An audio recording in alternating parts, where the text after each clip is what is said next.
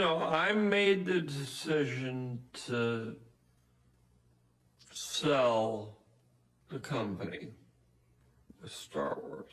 Today, I am proud to announce the Walt Disney Company is acquiring Lucasfilm, the global entertainment company founded by George Lucas and the home of the legendary Star Wars franchise. After Disney's new ownership of the Star Wars franchise, they began to make new sequels to the original Star Wars films, with the first being The Force Awakens, followed by The Last Jedi, then The Rise of Skywalker. You may be asking, what made these films so bad? First of all, I would like to talk about Finn. Originally a stormtrooper, Finn was sent on a mission where his friend died, and after that he realized that what he was doing was not the right thing. This is the perfect story of someone turning into a protagonist after realizing what they are doing is wrong. To be honest, Finn was a great character in the first movie, as he had a great backstory and was always there to put up a good fight and save the day, like in this scene where he fights a stormtrooper with his newly found lightsaber. This was probably the best scene in the whole first movie. I think that shows a lot about it on the whole. However, in The Last Jedi, Finn was made into some sort of joke and was clowned upon by others. This was one of the biggest letdowns, as Finn could have become a great character, or there was even a possibility he would have become a Jedi. Finn had the potential of saving the sequels due to his great backstory and lovable character. However, Disney had to throw this all away by making him the new Ronald McDonald. The next character I want to talk about is Kylo Ren. I will save my hatred towards Rey for later. To be honest, I can't complain about Kylo Ren's first appearance in The Force Awakens, as in this first scene he showed his anger by killing San Tekka, who he suspected had what he wanted, and showed his power by stopping a blaster bolt mid-air, which has never been done before. Furthermore, he then goes on to interrogate PoE, which really showed how intimidating and powerful Ren was. However, once he took his helmet off in the first episode, all of that intimidation slowly faded away, as seeing that he was just some kid who wanted to be as good as his grandfather really didn't make him seem all so powerful and scary to the audience. Aside from being not at all intimidating, he was good at lightsaber dueling. After all, he was trained by Luke Skywalker at a young age. Just kidding, this guy sucks at lightsaber combat. He swings his lightsaber as if it weighs 50 pounds and follows no form.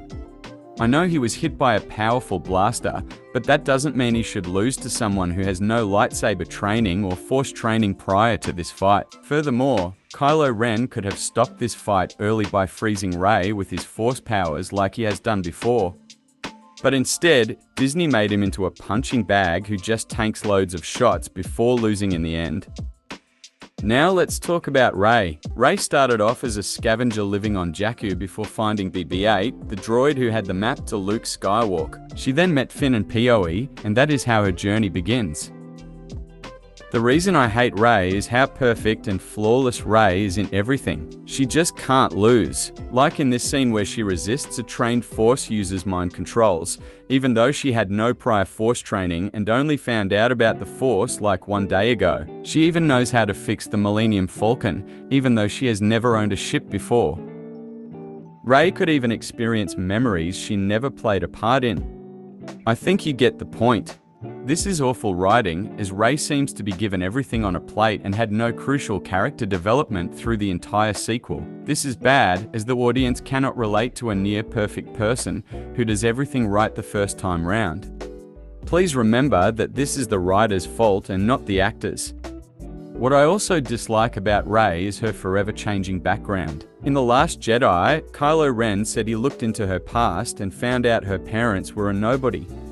But then in The Rise of Skywalker, he mentions the fact that she is the granddaughter to one of the strongest Star Wars characters, the Emperor himself. This sudden change is confusing to the audience, as first of all she was a nobody, then she was a Skywalker, and all of a sudden she was a Palpatine.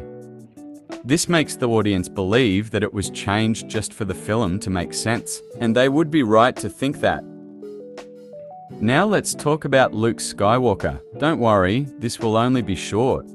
In the sequels, Luke Skywalker was made into a lazy and grumpy old man, which is the complete opposite of his daring and committed personality in the originals and The Mandalorian. This sudden change was not liked by fans, as Luke's whole personality got flipped due to poor writing. I think they also didn't like seeing their favorite character changing differently to what they wanted for him.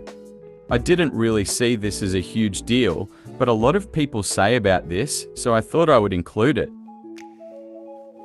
Another issue people have with the sequels is the Emperor's return and coming back to life.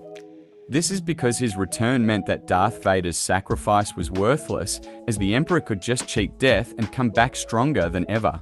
Furthermore, this could mean that Anakin was not the chosen one all along, as this obviously shows that there is another disturbance in the Force that makes it uneven again. The main issue with Palpatine coming back was it did not correspond well with any other film prior to this one. Anyways, guys, if you have made it this far, I would like to thank you for supporting me, and I hope that you enjoyed this video.